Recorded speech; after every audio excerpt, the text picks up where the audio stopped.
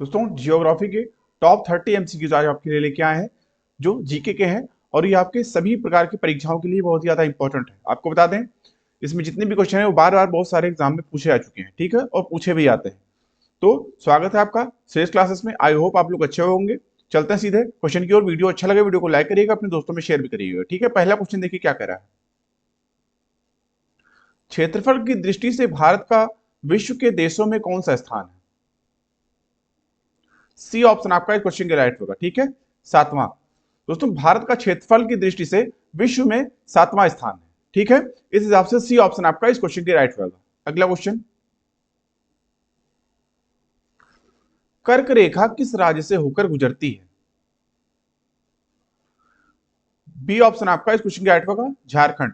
दोस्तों कर्क रेखा पर पड़ने वाले भारत के राज्य कुल 8 राज्य हैं, जिनमें गुजरात, राजस्थान, मध्य प्रदेश, छत्तीसगढ़, झारखंड, पश्चिम बंगाल, त्रिपुरा और मिजोरम। इस हिसाब से इस क्वेश्चन के लिए बी ऑप्शन आपका झारखंड बिल्कुल राइट ऑप्शन आएगा, ठीक है। अगला क्वेश्चन, कौन सा महत्वपूर्ण अक्षांश भारत को दो अलग लगभग बराबर भागों में विभाजित करता है? डी ऑप्शन आपका राइट होगा, 23.5 डिग्री उत्तर।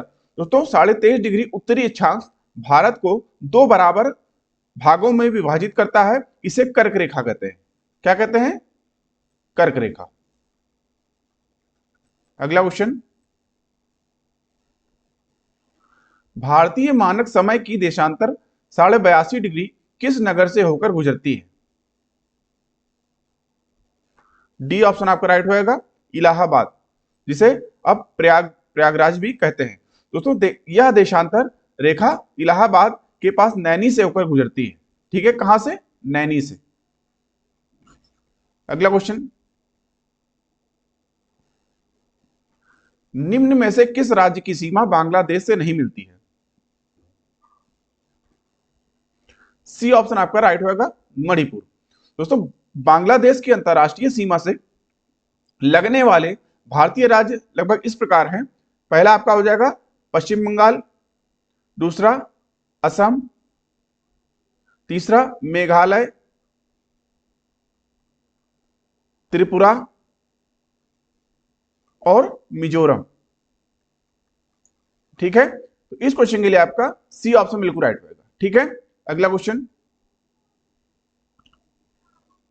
भारत के कितने प्राकृतिक देशों भारत कितने प्राकृतिक प्रदेशों में विभाजित है? ए ऑप्शन आपका बिल्कुल राइट होगा, 4। तो भारत को मुख्यतः 4 प्राकृतिक प्रदेशों में विभाजित किया जाता है।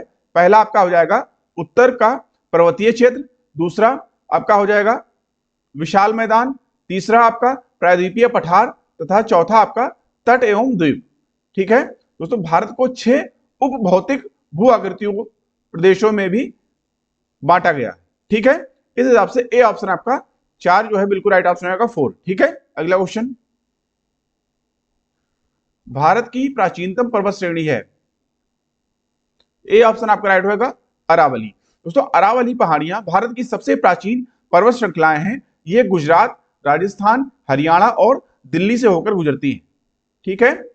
अगला क्वेश्चन, माउंट एवरेस्ट शिखर पर चढ़ने वाली पहली महिला थी? ए ऑप्शन आपका इस क्वेश्चन का राइट होगा, ठीक है, जुको ताबेई। दोस्तों जुको ताबेई एक जापानी पर्वतारोही हैं। इन्होंने 16 मई 1975 यानी 16 मई 1975 को माउंट एवरेस्ट को फतेह कर इतिहास रच दिया था तथा ऐसा करने वाली वे प्रथम महिला बन गई थी। आपको बता दें ये 7 महाद्वीप के सर्वोच्च शिखर पर चढ़ने वाली पहली महिला है।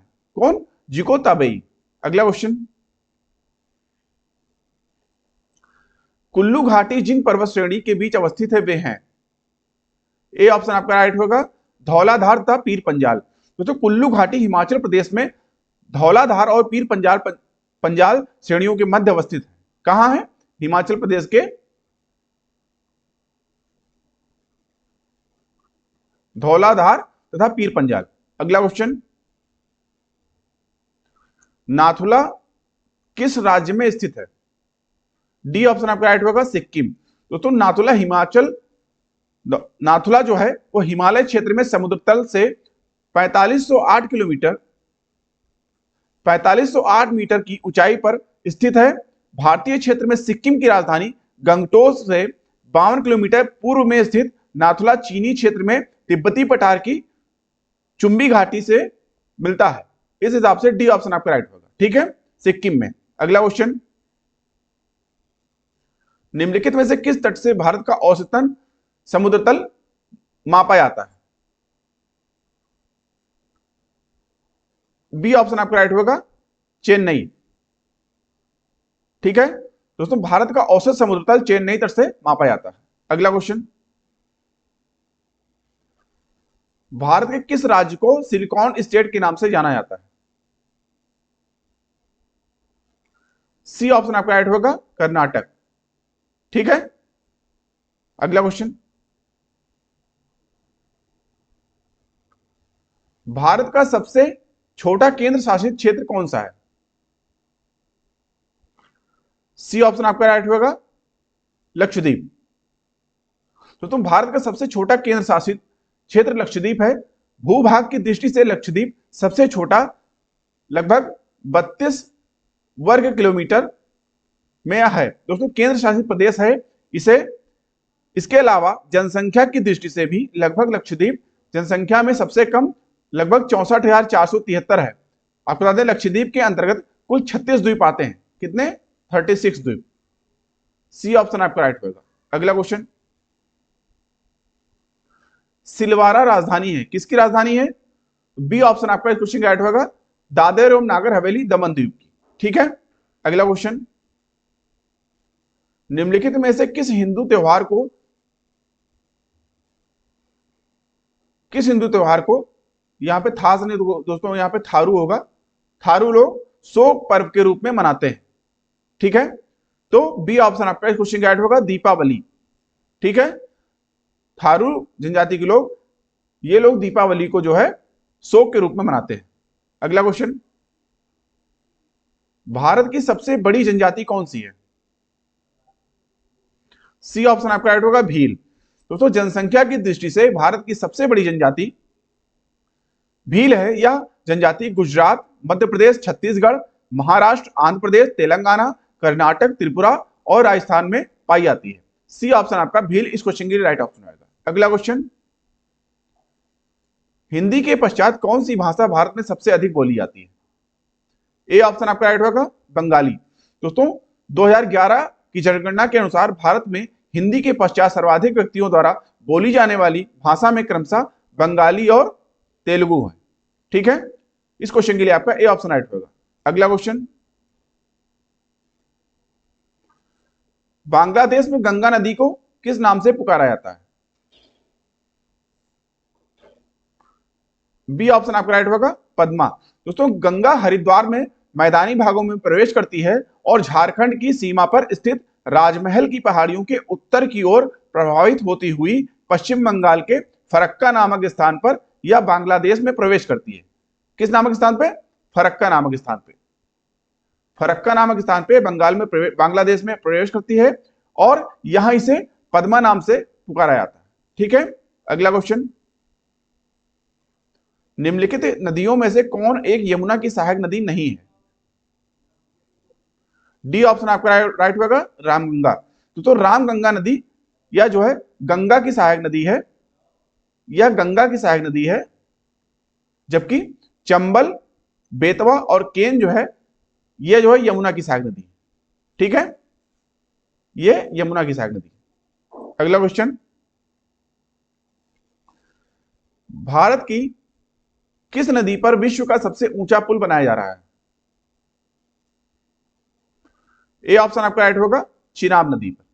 ठीक है, जो जम्मू कश्मीर में। अगला क्वेश्चन, भारत के किस राज्य में मानसून का आगमन सबसे पहले होता है? डी ऑप्शन आपका राइट होगा, केरल। दोस्तों दक्षिण पश्चिम मानसून का प्रारंभ भारत के केरल राज्य से शुरू होता है। आपको बता दें भारतीय कृषि का अधिकांश भाग अभी भी वर्षा पर ही निर्भर होता है। डी ऑप्शन आपका इस क्वेश्चन की राइट होगा। अगला क्वेश्चन, निम्नलिखित में से किस स्थान पर सबसे कम वार्षिक वर्षा होती है? डी ऑप्शन आपका राइट होगा, लेह।